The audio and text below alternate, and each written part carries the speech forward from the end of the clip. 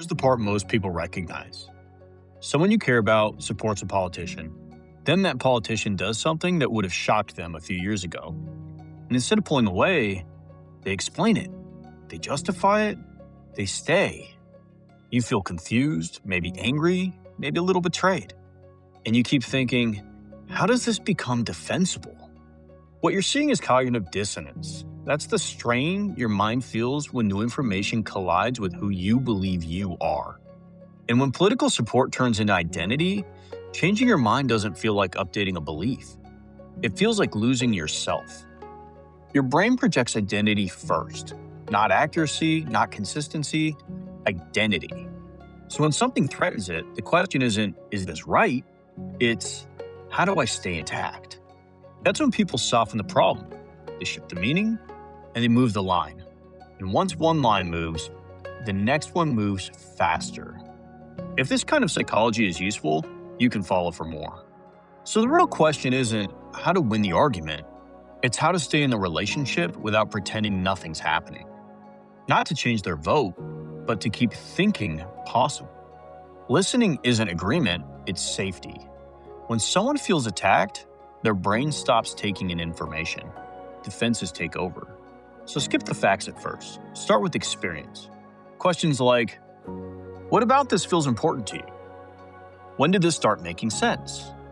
What worries you about the other side? You're not validating conclusions. You're recognizing a human with reasons. That lowers the shield. Most people didn't move toward a politician. They moved away from something else. Feeling dismissed, ignored, looked down on, economically trapped, morally judged. If the outside feels hostile, the inside starts to feel safer. Even when the inside asks for things that once felt wrong.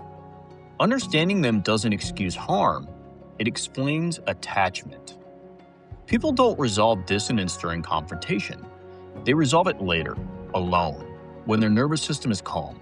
If you push too hard, you become the threat their brain organizes against. Your role isn't to corner them. It's to avoid becoming the reason they can't rethink. Identity loss is scary.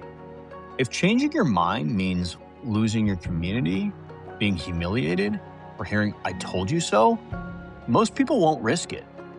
So say things like, you don't have to defend everything with me. I care about you more than being right. If you ever see this differently, I won't punish you for it. That safety matters more than logic. This part is hard. You might never see the shift, or it may take years. Dissonance resolves when the identity feels less threatened, defending it gets exhausting, or a safer identity becomes available. You don't control that timeline. You only control whether you're a safe place if it happens. Once identity locks in, facts stop working. But safety loosens identity. And when identity loosens, thinking comes back. Not because someone lost, but because they didn't have to fall apart to reconsider. Noticing this doesn't make you weak, it makes you effective.